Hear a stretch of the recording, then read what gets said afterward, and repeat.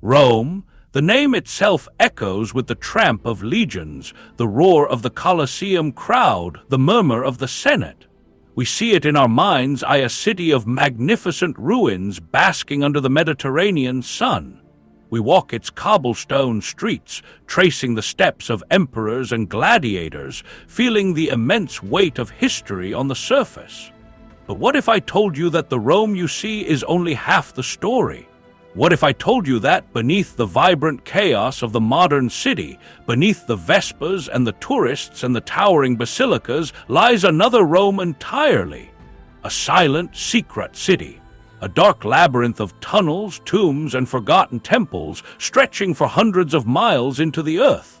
This is the story of the city beneath the city, and its secrets are darker than you can possibly imagine. Our descent begins in a place born of persecution and faith, the Catacombs. In ancient Rome, law forbade burial within the city walls. For the rising Christian cult, seen as a strange and subversive group, this presented a problem but also an opportunity. They went down. They began to dig into the soft, volcanic tuff rock that underlies the entire region, carving out a subterranean world, a city of the dead. These are not simple graves. They are vast, multi-level labyrinths, twisting and turning in the suffocating darkness for miles on end. The air is cool and damp, the silence so profound it feels like a physical presence. The walls are lined with thousands of simple niches, the final resting places of the first Christians, but this was more than a cemetery. It was a sanctuary. In these hidden passages, far from the eyes of the emperor, a new religion laid its foundations. Look closely at the walls. In the flickering torchlight, you can still see the faded frescoes. They painted a fish, a secret symbol for Christ, an anchor representing hope, a shepherd carrying a lamb. These are not just decorations, they are the earliest expressions of a faith that would one day conquer the empire that tried to stamp it out.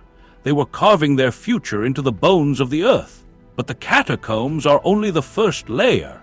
To find Rome's deeper, more shocking secrets, you have to go somewhere else. You have to go under its churches. Take the Basilica of San Clement, a beautiful 12th century church near the Colosseum.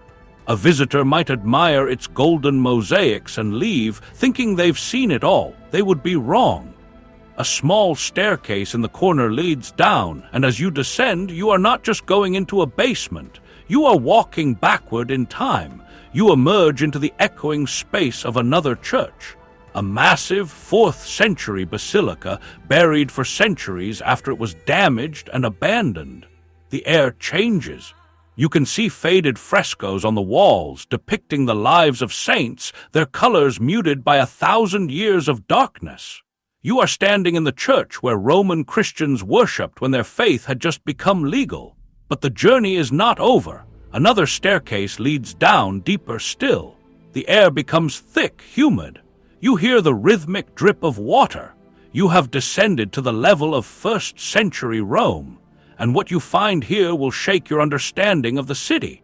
On one side, the stone walls of a Roman apartment building, a multi-story insula where ordinary Romans lived, and right next to it, a pagan temple, a Mithraeum, a sanctuary dedicated to the god Mithras, a mysterious Persian deity popular with Roman soldiers. This was a secret cult, a rival to early Christianity. Its rituals were performed in dark, cave-like temples, centered around a dramatic sculpture of Mithras slaying a sacred bull. To stand here in the humid darkness, on the very spot of a pagan blood ritual, directly beneath 2 layers of Christian churches, is to understand Rome in a way you never have before. It is a city of violent spiritual conflict, layer upon layer, a holy war fought in stone and earth, whose outcome is built literally on top of its loser.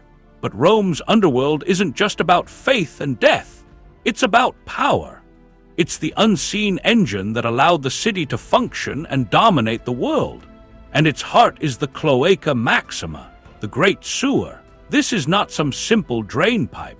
It is a work of engineering genius constructed over 2,500 years ago. a river running in darkness beneath the Roman Forum, so large in parts that you can sail a boat through it. It drained the marshes, carried away the city's waste, and allowed Rome to grow from a collection of huts into a sprawling metropolis of over 1 million people. It is the city's dark circulatory system, and unbelievably, parts of it are still in use today. And what about the water that fed the city's famous fountains and baths? The iconic arches of the aqueducts are famous, but they are just the final, glorious stage. The real magic lies in the miles of underground tunnels that carried the water from distant springs. The Aqua Virgo, an aqueduct built by Marcus Agrippa in 19 BCE, still runs almost entirely underground. After a journey of over 20 kilometers through a hidden subterranean channel, where does it emerge?